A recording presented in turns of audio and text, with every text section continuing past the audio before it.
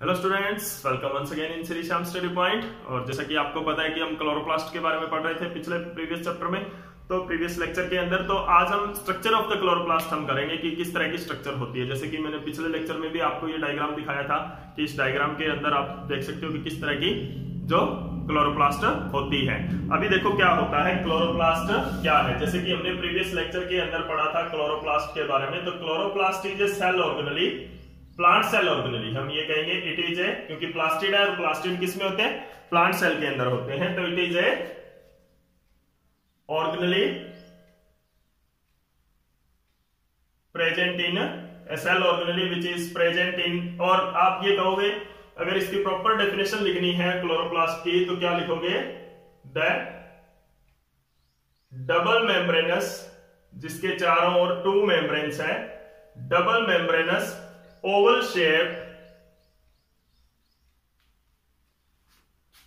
cell organelle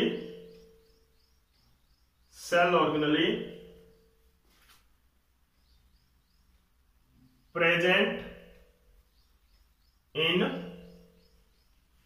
green parts of, present in the cells of, present in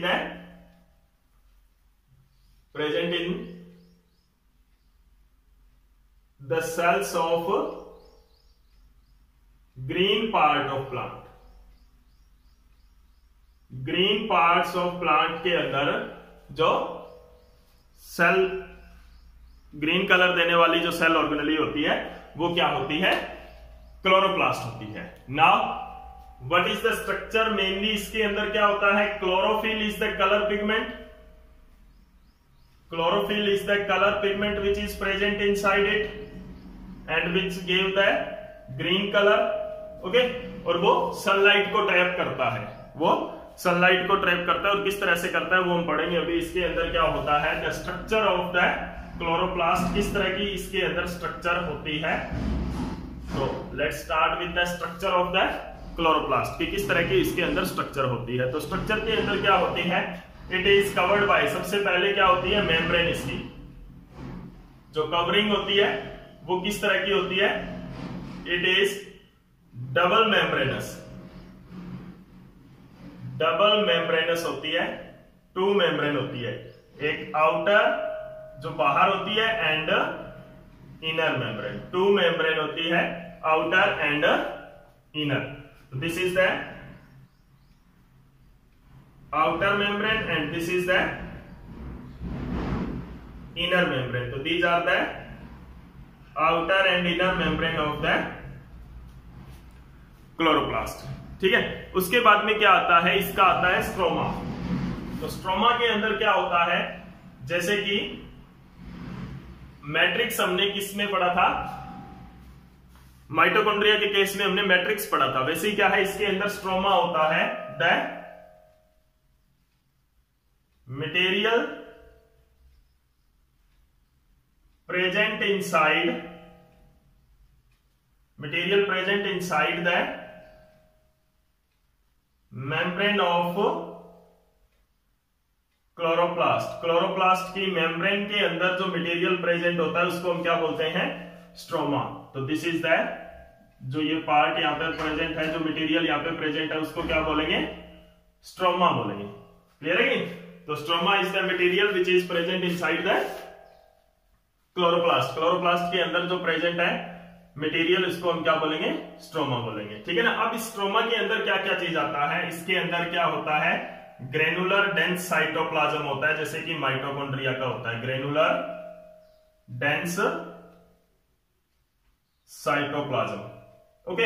and it contains it's on ribosomes and DNA. इसके खुद के क्या होते हैं, ribosomes होते हैं, और खुद का क्या होता है, डीएनए होता है। तो यानी कि जैसे कि माइटोकॉन्ड्रिया है, वैसे ये भी क्या है, एक सेमी ऑटोनोमस ऑर्गेनेली है। तो बहुत बार ऐसा क्वेश्चन आता है कि एक सेमी ऑटोनोमस ऑर्गेनेली के बारे में बताओ, तो वो आप माइटोकॉन्ड्रिया नहीं दोगे, उसका नाम क्या होगा, क्लोरोप्लास्ट होगा। तो जैसे माइटोकॉन्ड्रिया के केस में हमने पढ़ा था सेमी ऑटोनोमस ऑर्गेनेली, तो ये भी क्या होती है, सेमी ऑटोनोमस ऑर्गेनेली होती है। और सेमी ऑटोनोमस ऑर्गेनेली कौन सी होती है, जो कि अपने आप को कॉपी कर सकती है, यानी कि विच कैन रेप्लिकेट इटसेल्फ, अपने आप की कॉपीज बना सकती है ये, ठीक है ना।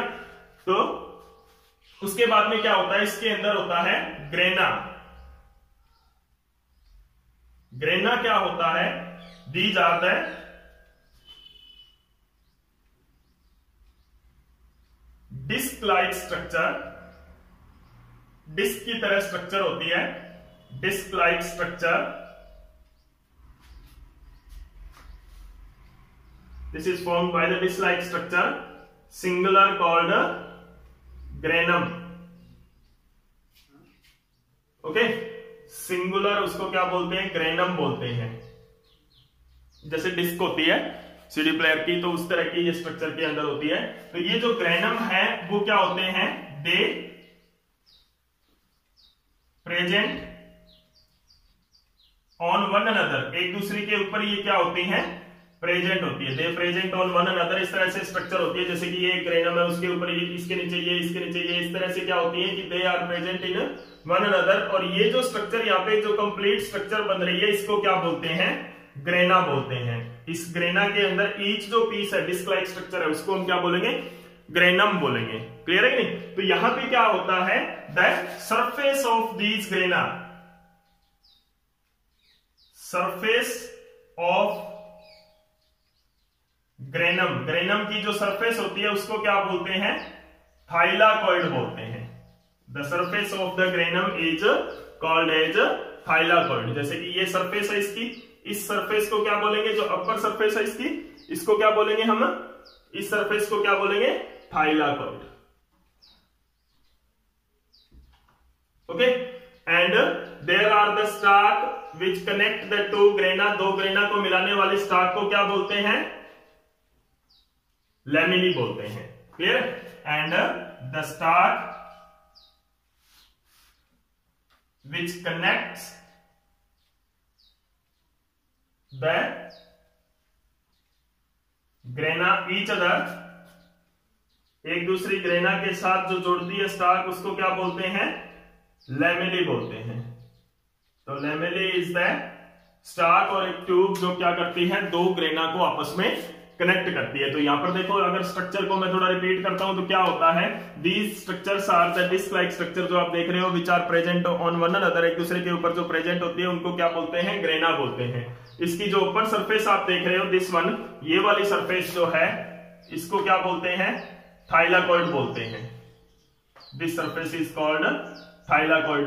ओके, एंड द स्टार्क जो इन दोनों दो ग्रेना को आपस में जोड़ती है, उनको क्या बोलते हैं, लैमेली बोलते हैं। अभी देखो इसके अंदर क्या होता है, जो थाइलेकॉइड एंड द लैमेली, वो क्या होते हैं, दोनों के दोनों मेन साइट फॉर फोटोसिंथेसिस होते हैं।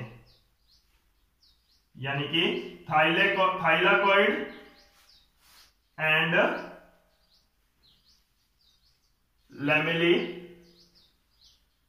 आर द मेन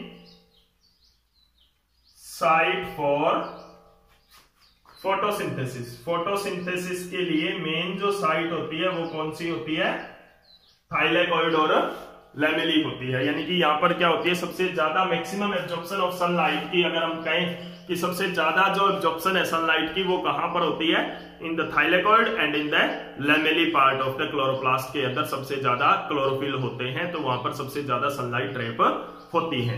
ठीक है, अभी इसके बाद में क्या है, स्ट्रक्चर के अंदर ये जो हमने पढ़े थे मेन पार्ट्स थे क्लोरोप्लास्ट के। अभी जो स्ट्रक्चर हम पढ़ेंगे इसकी कि किस तरह से ये काम करती है, तो यानी कि जो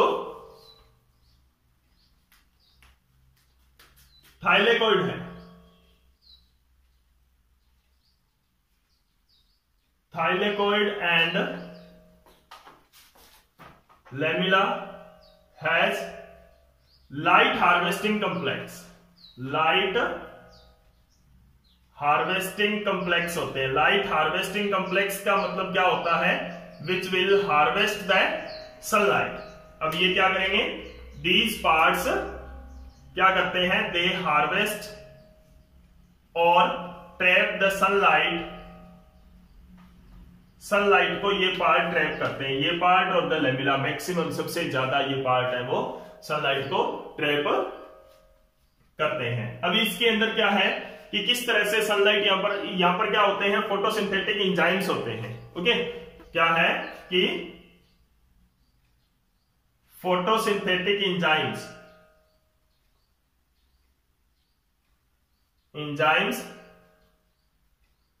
help the synthesis of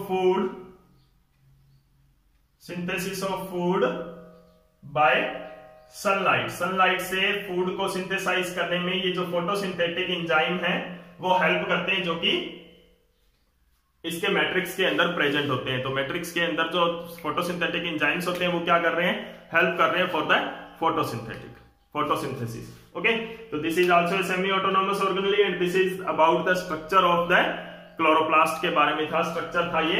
अब इसके जो मेन फंक्शंस क्या है, what is the functions of the chloroplast, chloroplast के फंक्शंस क्या क्या हैं। तो फंक्शंस में जैसे कि आपने कर लिया, इट प्रोवाइड डिफरेंट, प्लास्टिड के फंक्शन में बता रहा हूं अभी आपको, it provide different colour to the plant. अब वो कलर क्या हेल्प करते हैं, कलर जो है वो हेल्प करते हैं, they help in pollination, pollination में हेल्प करते हैं। ओके, तो जो क्रोमोप्लास्ट है, अब क्या है, chloroplast is the main site of photosynthesis, photosynthesis की मेन साइट है, यानी कि फूड प्रोडक्शन ये यहां पर करते हैं। तो इसीलिए जो क्लोरोप्लास्ट है is also called kitchen of the cell, chloroplast is also called